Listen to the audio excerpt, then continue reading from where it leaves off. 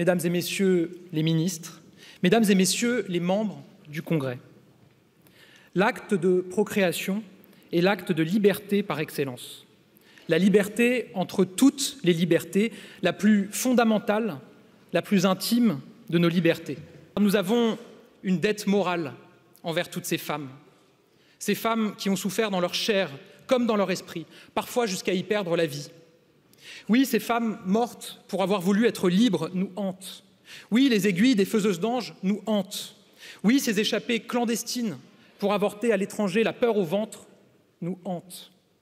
Oui, nous sommes hantés par la souffrance et par la mémoire de tant et tant de femmes qui, des décennies durant, ont souffert de ne pas pouvoir être libres, allant jusqu'à parfois payer du prix de leur vie l'injustice que le législateur exclusivement masculin voulait maintenir sur elles. Nous sommes le 26 novembre 1974, il y a 50 ans.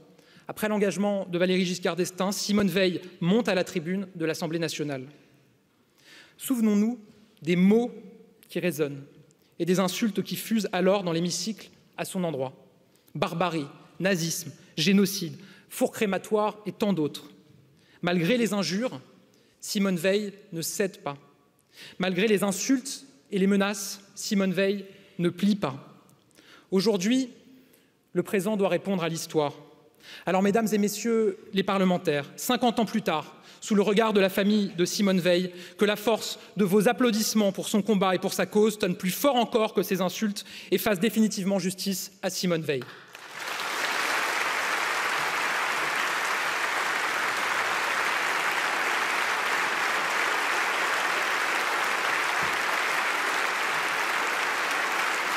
Depuis ce congrès, je le dis, aujourd'hui, c'est une étape fondamentale que nous pouvons franchir.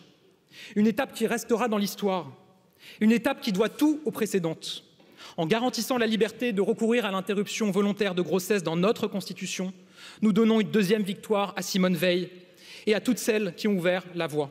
Nous adressons surtout un message à toutes les femmes. Votre corps vous appartient et personne n'a le droit d'en disposer à votre place. Mesdames et messieurs les parlementaires, le progrès est collectif, je l'ai dit, car quand elle se met au service du progrès, rien ne peut vaincre l'unité. Notre génération, une génération de femmes, de filles, de mères, aura dans son calendrier intime et politique, dans le décompte de ces années, une date marquée à jamais, qui ne sera pas leur événement de douleur, mais un événement de fierté. Cet événement, c'est ce vote du Congrès aujourd'hui et je l'espère, le sceau du 8 mars 2024. L'ère d'un monde fini commence, concluait Gisèle Halimi à son procès de Bobigny.